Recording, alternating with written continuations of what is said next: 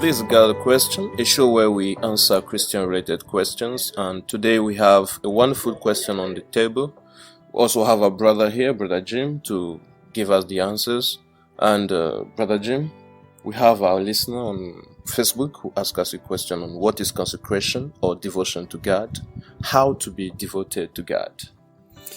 So, hi to all the listeners. Hi to you, Kadrel. Thank you for having me today to answer this wonderful question. And it's a very good question, very interesting question, because it's related to all of us, children of God. We are all called to be consecrated unto God. So, I would start by saying that consecration is a very broad subject. If we read throughout the Bible, we can see the number of times that the authors of the books of the Bible use that word to, relate it to some of the people that really served God. So it's a very broad topic, broad subject, and very interesting one.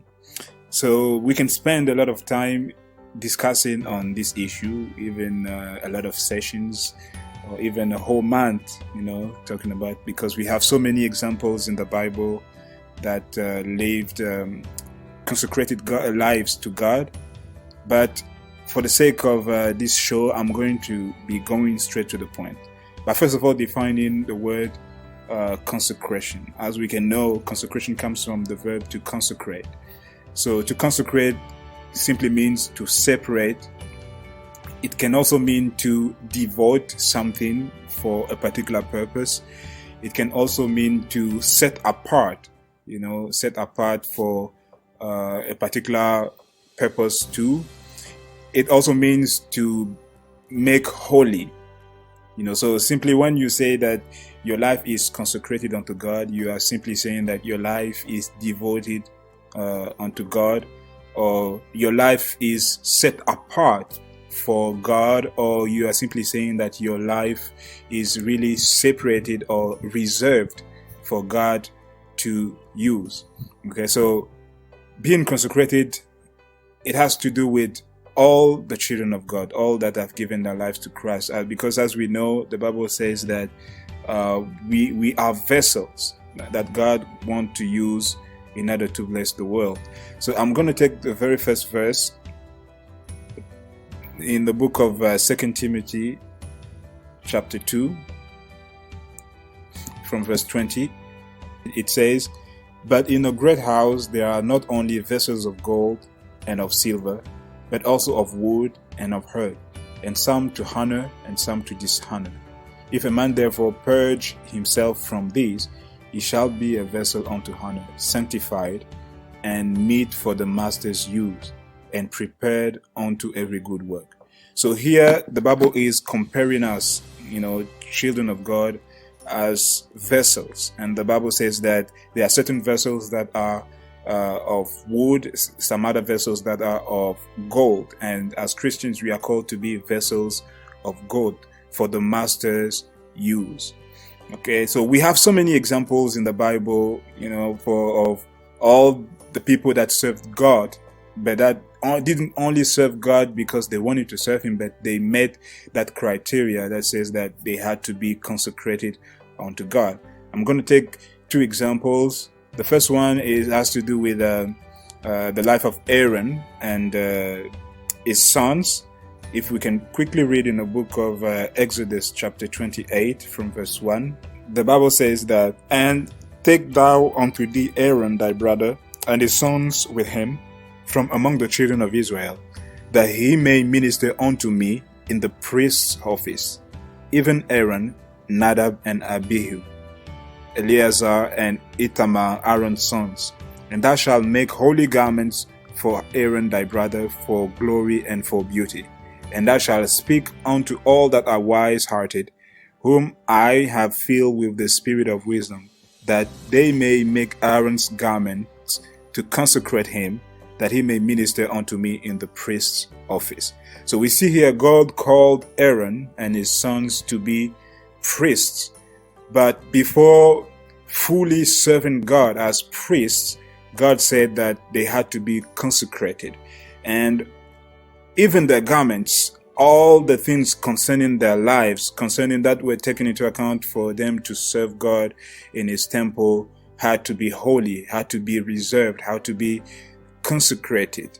So that simply means that even for us today, children of God, if we want to serve God, if we want to give our lives to Christ for his service, it means that we need also to consecrate ourselves, to be set apart, to be holy, to be devoted totally unto God. We also have the case of another man, the story of Samson that we know from the Bible in the book of Judges chapter 13. We saw that God would send an angel to speak to Samson's mother, that she would bear a son, and that his hair should not be cut because it will be a sign of the consecration that he will have before God. And we would see how God used Samson mightily during his life here on earth. So this is just the two examples that we can see in the Bible to make us understand, why we need to consecrate ourselves. It's because God is a holy God. God is a marvelous God. So if we have to serve him, if we have to be used by him, we also need to consecrate ourselves. We also need to be holy. We also need to separate ourselves for God to use us, and him alone will have to use us. And it also makes us understand that God, when we consecrate ourselves, we are simply saying to the whole world that God is most important, is the most important being in our lives. Because, for example, we could see that the Bible talked in 2 Timothy chapter 2 from verse 20 that in a house we have various types of vessels. We have vessels of wood, we have vessels of gold, and the certain vessels are used for honor, and the other vessels are used for dishonor. So it's just even in the reality of life, if you have a house, you will see that there are certain types of plates or cups that we don't use anyhow, that we just let out when we have very special guests or when we have very important guests. So this is the same thing with us. If God is important in our lives, it also means that we need to reserve ourselves, that God should be, the center of our being. We need to sanctify ourselves and make ourselves holy for service unto him. And I think the question is also to know, how can we be consecrated? We will still go back to 2 Timothy chapter 2 verse 20, where the Bible says that in a great house there are not only vessels of gold and of silver, but also wood and of earth, and some to honor and some to dishonor. If a man therefore purge himself from these, he shall be a vessel unto honor. So when it says if a man purge himself from these, he's talking about purging himself from all the ungodliness, everything that is not holy, everything that is unrighteous.